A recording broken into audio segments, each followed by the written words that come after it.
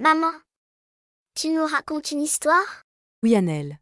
Aujourd'hui, dans le monde des récits, nous allons partir à l'aventure. Il était une fois, dans un village oublié du monde, un garçon nommé Ilian. Il vivait au pied d'une montagne toujours couverte de brume, dans une maison en bois avec sa grand-mère. Sa grand-mère, appelée Mamira, était connue dans tout le village comme la gardienne des contes anciens. Elle racontait souvent des histoires si magiques qu'on ne savait jamais si elles étaient réelles ou inventées. Un matin, Ilian découvrit au grenier une vieille malle poussiéreuse. À l'intérieur, il trouva un miroir étrange, ovale, aux bordures dorées, gravé de symboles qu'il ne comprenait pas. En s'y regardant, il ne vit pas son reflet, mais un paysage qu'il ne connaissait pas. Une forêt recouverte de feuilles dorées, des rivières figées dans la glace et un ciel violet comme les couchers de soleil d'automne. Intrigué, il descendit en courant demander à sa grand-mère ce que c'était. Mamira pâlit légèrement en voyant le miroir. « Tu ne devais jamais ouvrir cette malle, Ilian, dit-elle doucement. Pourquoi ? Il n'y avait que ce miroir, répondit-il. Ce n'est pas un miroir. C'est une porte. Ilian écouta avec attention. Il y a très longtemps, notre monde et celui des saisons étaient liés. Chaque saison avait une âme. Le printemps chantait la naissance, l'été dansait avec la lumière, l'automne murmurait des secrets et l'hiver gardait les souvenirs. Mais un jour, un humain est entré dans leur royaume et a voulu voler la magie. Les saisons ont alors fermé le passage. Seul ce miroir permet encore d'y entrer, si les saisons l'acceptent. Ilian n'avait jamais entendu une histoire aussi étrange. Et si j'y entrais ? Demanda-t-il. Alors tu devras aider les saisons à retrouver ce qu'elles ont perdu. Mais attention, on ne revient jamais pareil d'un tel voyage.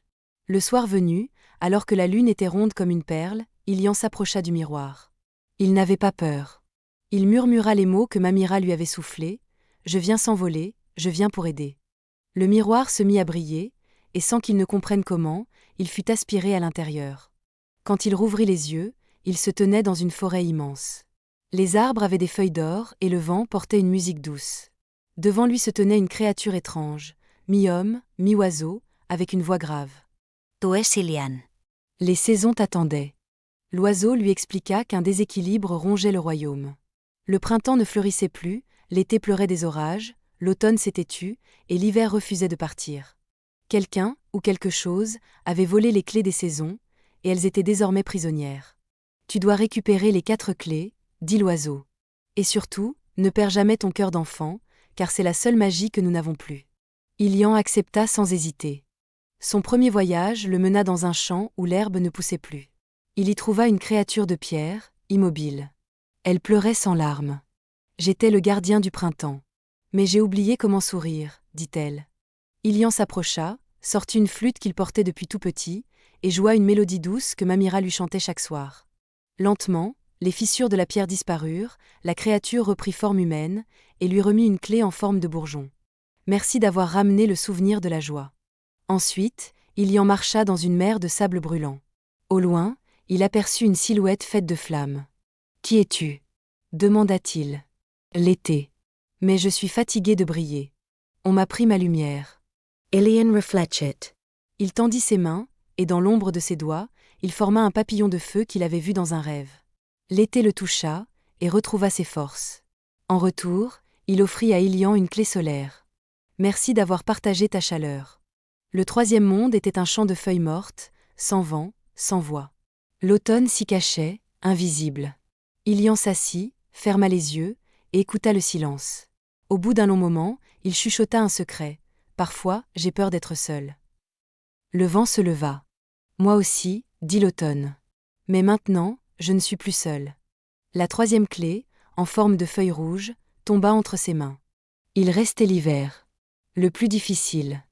Ilian grimpa une montagne où tout était gelé. Là-haut, un enfant en cape blanche l'attendait. « Pourquoi veux-tu nous aider ?» demanda l'enfant. « Parce que je crois que le monde a besoin de vos saisons. » L'hiver resta silencieux. « Montre-moi un souvenir, dit-il enfin. Ilian sortit un caillou qu'il gardait toujours avec lui. Ce caillou venait d'une rivière où il jouait avec sa mère avant qu'elle ne parte pour toujours. Il le posa dans la neige. « C'est tout ce qu'il me reste d'elle. » L'hiver se pencha, toucha le caillou, et la neige autour fondit. « Tu n'as pas oublié.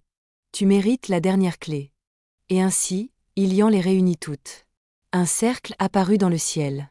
Les saisons se rejoignirent et dansèrent autour de lui. Elles le remercièrent, puis le ramenèrent au miroir. Il rouvrit les yeux dans le grenier. Mamira l'attendait. Tu as changé, dit-elle. J. I. juste grandi, répondit-il. Mais dans son regard, on voyait les 4 saisons briller à nouveau. Depuis ce jour, le village connut des printemps fleuris, des étés généreux, des automnes bavards et des hivers doux. Et chaque soir, les enfants venaient écouter Ilian, devenu conteur à son tour, leur raconter le jour où il sauva les saisons perdues. Et toi, si tu regardes bien dans un miroir ancien, peut-être verras-tu aussi le chemin. Fin d'histoire. Clique sur Abonner pour voyager encore dans le monde des récits.